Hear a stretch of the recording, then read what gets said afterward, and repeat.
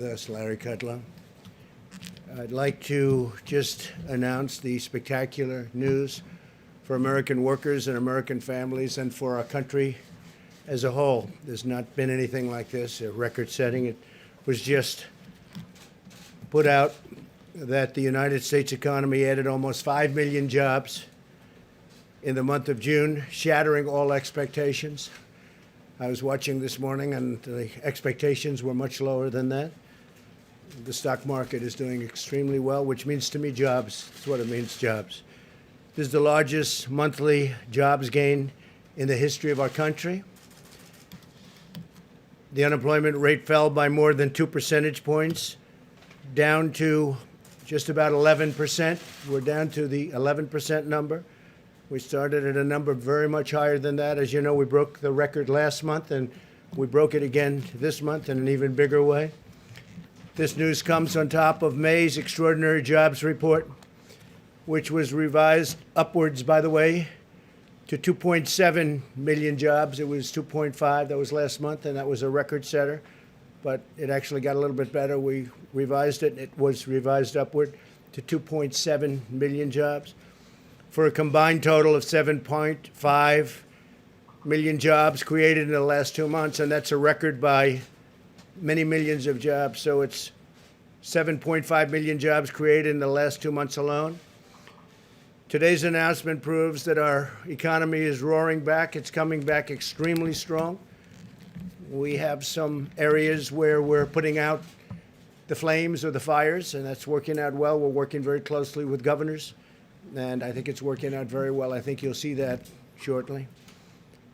In June, we added 2.1 million leisure and hospitality jobs, 740,000 retail jobs, 568,000 education and healthcare jobs, 357,000 service jobs. These are all historic numbers. And 356,000 manufacturing jobs. And manufacturing looks like it's ready to really take off at a level that it's never been before. And a lot of that has to do with our trade policy, because we're bringing manufacturing back to our country. And these take a long time to get going, and they're now going. So these are historic numbers. I'm really happy when I see 356,000 manufacturing jobs, and that's just a small number compared to what it will be soon because of our great trade deals. African-American workers, really happily for me, made historic gains with 404,000 jobs added last month alone, and that's a record. And the second largest jump will be last month, and what we have, if you add the 2 months together, it's 700,000 jobs for African-American workers added in the last 2 months, and that's a record by a lot. Likewise, Hispanic employment is up by 1.5 million jobs, a record by a lot. Hispanic employment up 1.5 million jobs. 3 million more women were employed in the month of June. A record. Never had a number like that. Workers with a high school education or less made the biggest strides of all. So people that have just a high school education or have less than a high school education. With unemployment, those without a high school diploma dropped a full 3.3 percentage points. That's the largest drop in recorded history. 80% of small businesses are now open, 80%. And we think we're going to have some very good numbers in the coming months because others are opening. And especially as we put the flame out, getting rid of the flame, it's happening. New business applications have doubled since late March. That's a number that is not even thinkable to achieve this early into a pandemic.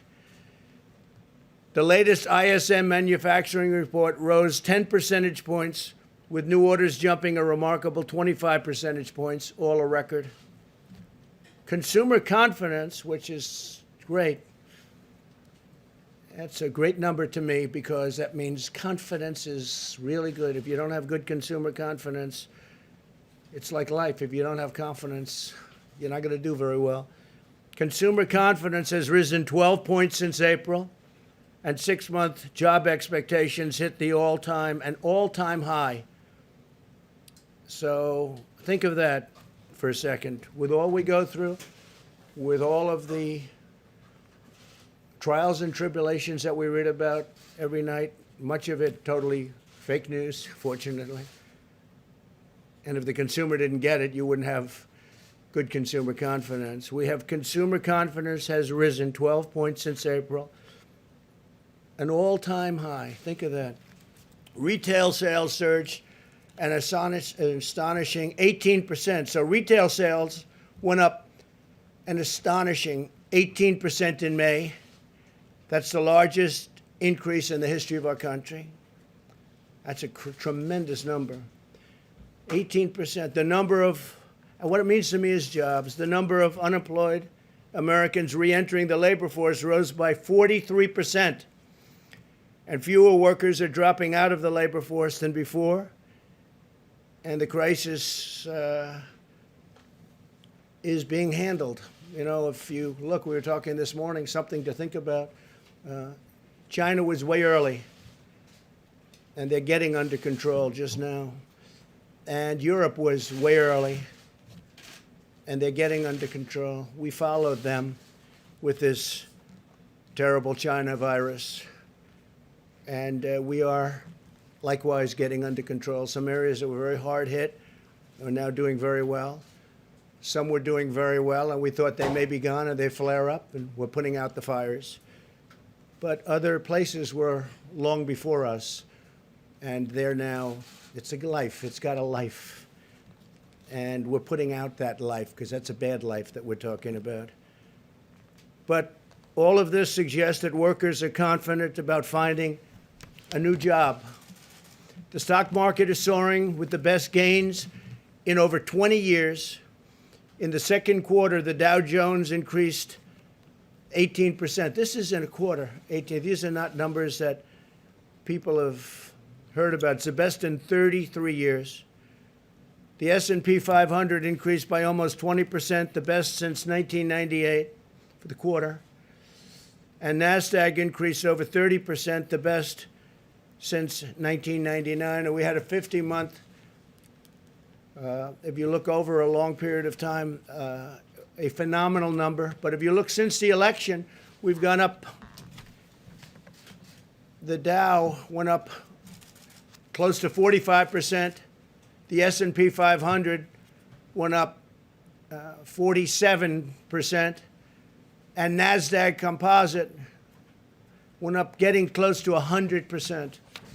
So these are numbers that are not numbers that other presidents would have, and they won't have it. The only thing they can kill it's a bad president or a president that wants to raise taxes. You want to raise taxes, this whole thing, your 401ks will drop down to nothing, and your stock market will drop down to nothing. This is not just luck, what's happening. This is a lot of talent. All of this incredible news is the result of historic actions my administration has taken working with our partners in Congress to rescue the U.S. economy from a horrible event that was formed, took place in China, and came here, and they could have stopped it.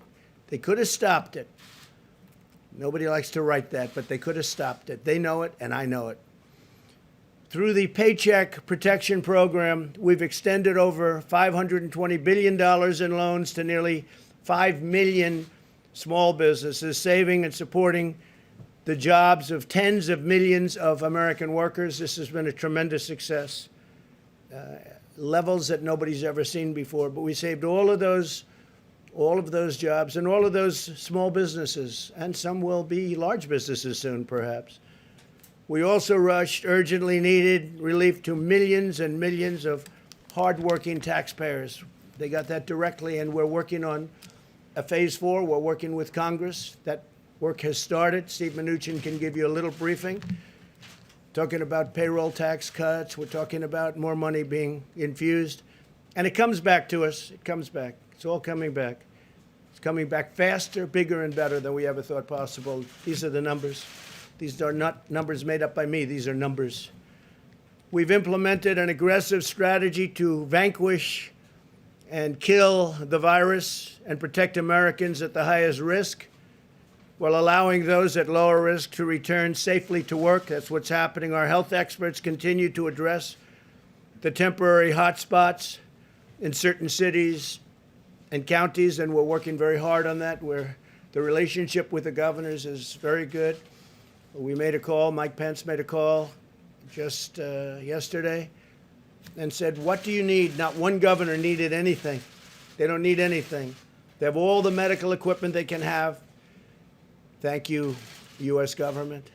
They have all of the ventilators they have. You know, we're giving many ventilators and selling in some cases and giving when needed, but we're the ventilator king. We're now producing thousands of ventilators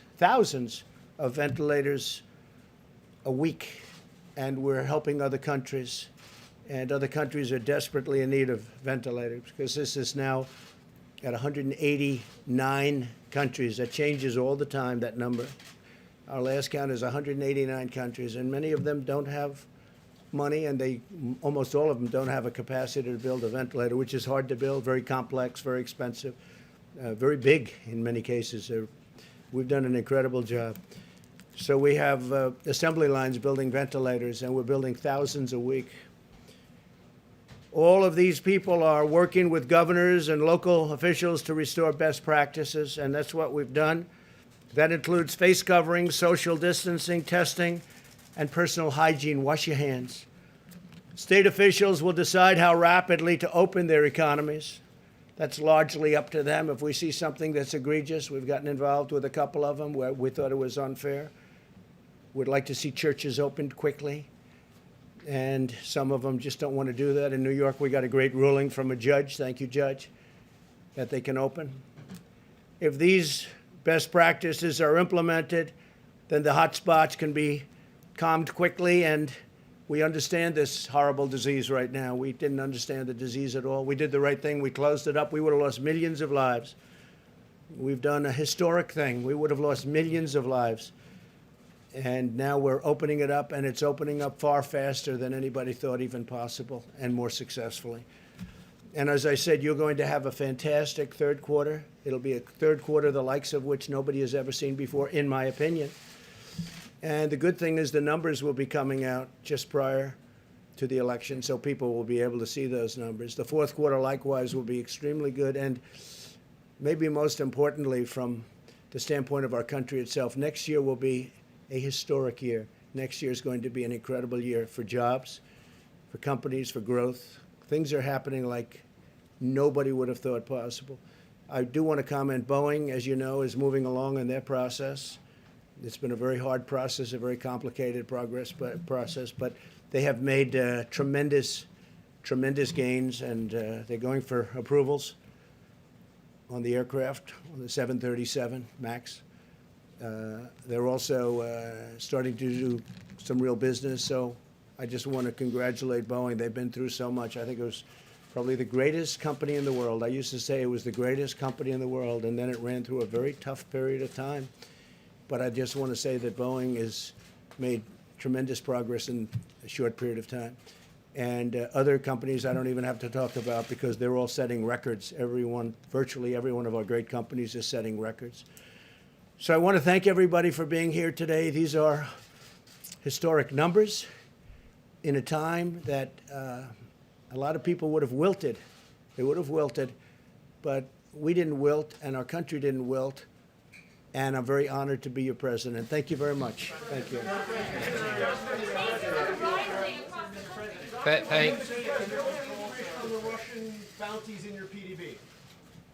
So let me just make some additional comments. And first of all, we couldn't be more pleased with the results today. Again, between this month and last month, that's about 8 million jobs, 8 million people we put back to work because of the CARES Act and working with Congress. I think, as you know, people thought we would have 30 million people unemployed. Fortunately, we never got to that.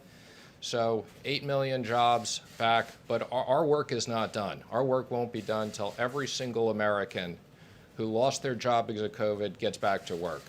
And there's no question, I want to thank the Senate and the House for working with us. There's no question these programs are working. I also want to thank them for extending the PPP. As I've said, it's our priority when we get to the CARES 4 bill in July. We will look to work with the House and Senate on a bipartisan basis to repurpose that money. We have about $130 billion left. There are going to be a number of businesses that are particularly hard hit, and we'll be looking to give those businesses additional money. So CARES 4 will be much more targeted for the businesses that continue to need work. But there is no question that this is working. And we look forward to continuing this progress. Again, I think 8 million jobs, really extraordinary. Now, let me just make one other comment. Director Kudlow and I are not wearing masks up here because we've both been tested this morning, okay? And that's the only reason, but even with that, we did social distance, so I'm pleased to see you're all wearing masks. I'm gonna let Director Kudlow make a few comments, and then we'll both be happy to take questions. Thanks, Stephen. Just briefly, underscoring these high-frequency indicators. You know, it's a difficult thing to do. We haven't had much experience with these pandemics, but I will say this. The Apple Mobility Index is a very important index. It's literally a real-time daily indicator, and we're not seeing any declines. It's still strengthening, even, I might add, in some of the southwestern states, which have difficult hotspots. Housing demand and housing surveys are just soaring. Automobile demand now expected for the third quarter, about 10 million plus production units. The trucking surveys look very, very strong. And the Dallas Fed survey, I don't recall if it was in the president's notes, because it's obviously in Texas, a bad hotspot. The Dallas Fed survey, which goes to the end of the month, has not yet shown any declines. Now, it may. I'm not going to rule that out. And I would say, as a general matter, these job numbers, as good as they are, erasing a third to a half of those who are unemployed, there's still a lot of hardship and a lot of heartbreak in these numbers. I understand that. And the economy is on its way back. We have a ways to go. I will, however, continue to reference the Congressional Budget Office, which is looking for a very strong third quarter and second half, and a number of private surveys and private forecasters who see the same story on the V-shaped recovery.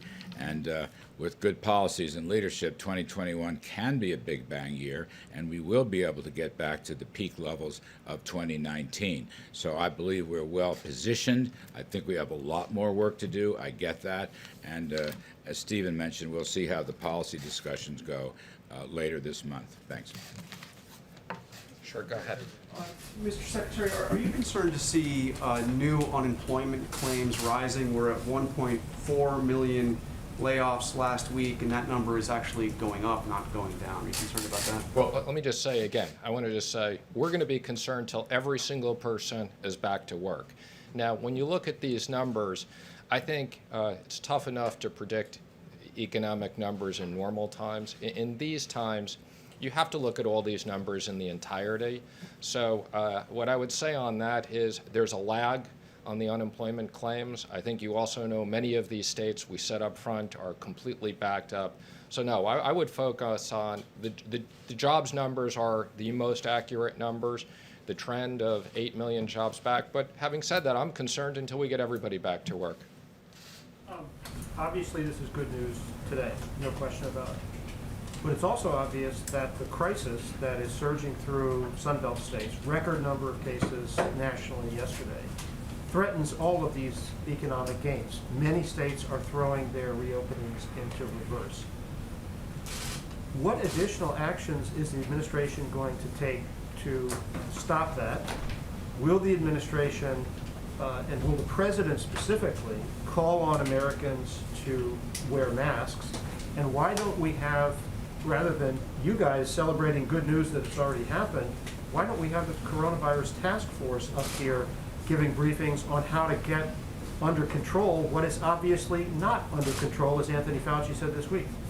Well, let me just say I am on the coronavirus task force, so I'm happy to answer a few of those questions. I can't comment on the schedule of briefings. I'm not aware of that. The president specifically put in his speech encouraging Americans to wear masks, social distance, and hygiene, because he's the president of the United States and people are not around him close, and the people who are around are tested. I don't think he needs to wear a mask, but the rest of us absolutely, and the president supports wearing masks. I was at the House this week testifying. I'm sure you saw my picture with Chair Powell on the Wall Street Journal. I never thought we'd have a picture like that. But yes, we are encouraging Americans to wear masks. Now, unlike last time, as I've said, and yes, I realize the numbers of cases, we're monitoring that carefully. We're monitoring the hospital capacity. Let me just say I've been briefed on where we are on vaccines and virals. I'm very encouraged we'll have things by the end of the year. So yes, we're going to be careful. And I wouldn't say reverse. I would say the states appropriately are pausing certain things like bars and gyms, which obviously are the more contagious types of things. And I think the states are acting appropriately. Yes. Thank you, Mr. Secretary. John's question. There is John. Look, Deborah Birx has been down in Arizona and Texas. So they have put a team in play, and CDC is doing more of that. And what they're doing is working with local officials, government officials, but health officials, to really re-emphasize what I call the list of best practices. And I think that will do the trick. And if you have to phase out, as Stephen said, if you phase out bars, so be it for a few weeks. I think some places might have been over-exuberant and now have to come back and get back to these best practices of distancing and masks and testing and personal hygiene. But Larry, the president just said a few minutes ago that we're getting this under control. It is obvious to anyone watching that it is not under control, and Anthony Fauci said so out loud this week. I think what Dr. Fauci said is that if people don't take these things seriously, Yeah. okay, that the numbers could continue to spike. So They're spiking right now. again, what I'd say is the numbers are up. We're obviously watching this very carefully. We think that there is the right balance, and we're working with the states on the health issues and the economic issues. We'll go to the next question. Yes. Mr. Secretary, there is a record number of new infections every day. Does the White House regret encouraging states to open as quickly as it did? And do you think some of that is backfiring? No, absolutely not. I think we've had a very careful plan, again, working with the states. This is primarily the states' responsibility, but working with the states. And again, I think there's plenty of places we can get people back to work safely. I can tell you in the Treasury, we're going to take more people back. We are social distancing. We're checking people's temperature at times. There is a safe way to reopen the economy, and we're going to do that carefully. Yes. Secretary, a lot of Americans are worried about what's going to happen with schools in the fall for kids, and there's a real economic argument that without schools, a lot of the workforce can't actually truly return to work. What is the administration doing about this? How are you working on it? Are there strategies that you're trying to employ here? We're working with schools and universities. Again, I think in most cases, schools will be able to open safely. Some schools will need to spend money. One of the things we'll look at in CARES 4 is if we need to give money to schools to properly equip their areas, I think that's something that will be high. Absolutely. We want to make sure that kids are safe, and that if there is money that schools need to spend to safely have people in classrooms, social distance, spread things out, change hours, these are all the things we're looking at. Mr. Secretary, can you assess the current need for American families in a Phase 4 bill? I mean, in the spring you said that a very big number was needed. What's the current need? I think it's too early to tell, and that's the reason why we're waiting. We've spent an unprecedented amount of money. We have authorization of $3 trillion. That's an extraordinary amount of money. A lot of that money is not in the economy yet. We're continuing. That's why we're extending things like the PPP. And before we go back to Congress, and I'm already having conversations with certain members of Democrats and Republicans to get ideas, but we want to see the economic numbers. As I said earlier, people thought we were going to have 30 million people unemployed right now. Fortunately, we're about 15 million unemployed. We had 5 million people unemployed before this, so we got 10 million people to put back to work.